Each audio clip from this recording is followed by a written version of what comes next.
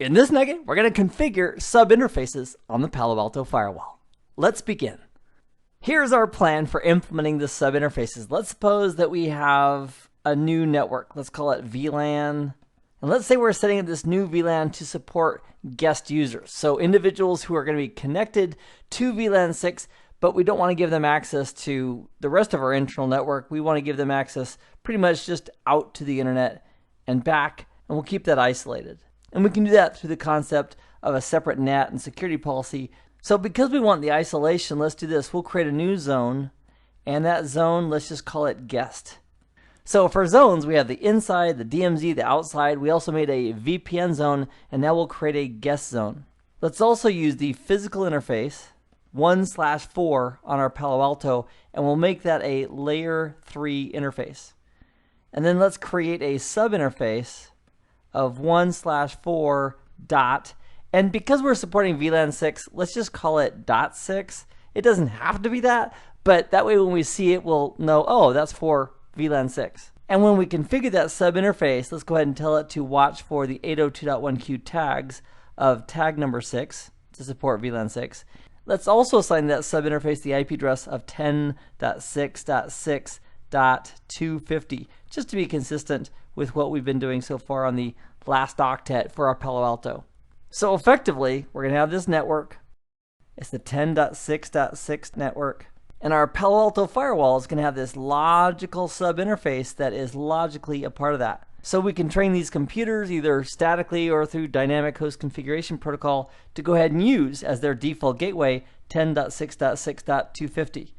And then once we set up network address translation, so we can do the translation from the 10.6.6 as those packets go out to the internet, along with security policies that permit that traffic to go out to the internet, those clients should be able to access the internet. And the other really cool thing about this is because we're putting this sub interface in its own zone called guest, we can control via policy our network address translation and security policy rules just like we did with other zones. So if we want to allow something to happen interzone, we can set it up, whether it's NAT based or permission based with security policies. We have the total control of those policies. So this is our game plan. Let's go to the interface. All right, so here in the graphical user interface, we are going to click on the network tab on the second tab top from the right. And we're going to modify interface Ethernet 1/4 by clicking on it. And we need to specify that this is a layer 3 interface. So we'll change the type here to layer 3 using the drop down. And because this interface 1/4, the parent, if you will, of the sub interfaces we can create, the parent is not going to have an IP address itself, so we don't need to assign the parent physical interface 1/4 to a virtual router, nor do we need to assign the physical interface to a zone. But we will, when we create the sub interfaces, we'll assign IP addresses to the sub interfaces, put the sub interfaces into zones, and put the sub interfaces as part of a virtual router. So for here, all we need to do is simply click on OK, and now it's a layer 3 interface. Now the tricky part is, how do we create the sub interface? What we would do is we would select interface 1/4, so it's highlighted, and down here near the bottom we have the hyperlink for add sub interface. So we'll click on add sub interface. And then we'll simply assign a number between 1 and 9,999. We're going to use 6 as our sub interface number, and very important, we're going to assign the tag. So up here is just an identifier, and right here under tag, this is where you and I are going to specify which 802.1q VLAN tag we want associated with this sub interface. So in the tag field, we are going to put in 6. This is also where you and I are going to assign the sub interface that we're creating to a virtual router. We'll assign it to VR1, and we'll also assign this sub interface to the security zone called guest. Now, oops, we didn't create the guest zone, but we do have an option right here to create a new zone. So we'll take advantage of that opportunity that the interface provides for us. So we'll click on new zone, and let's go ahead and call it guest. It's going to be a layer 3 zone. That's all we need for now. We'll click on OK. So now we have a new sub interface where we will shortly called Ethernet 1/4.6. It's paying attention to the 802.1q tag of 6, supporting VLAN 6. This interface is going to be assigned to the virtual router called VR1, and this interface is also assigned to the guest zone. Next, let's assign this sub interface an IP address. So we'll click on the IPv4 tab, and we'll click on Add, and we'll give it the IP address of 10.6.6.250 with a 24-bit mask based on our plan.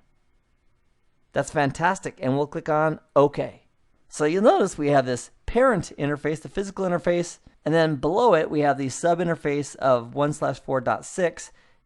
It's a layer 3 interface. Here's the IP address, here's the virtual router, and here's the VLAN tag that sub interface is paying attention to and going to be using.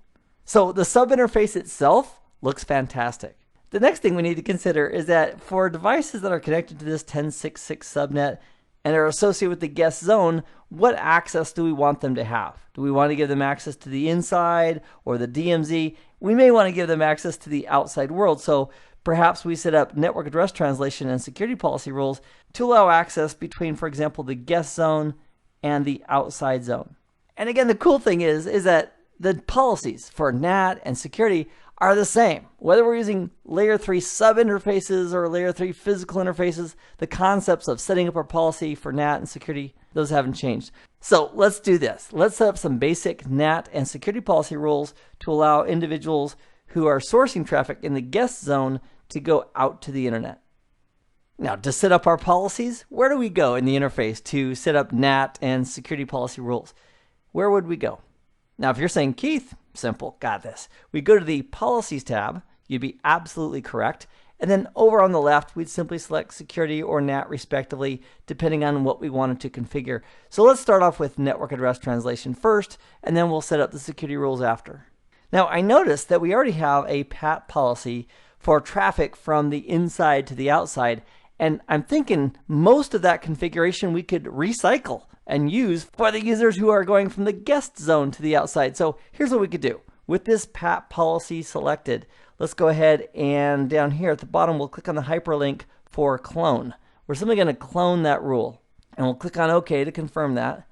And then we can edit this cloned rule that's now rule 2 by simply clicking on the name of this rule. So we'll call it PAT policy for, and we'll just change it guest to outside. And the original packet, instead of coming from the inside, we're going to change that to the guest.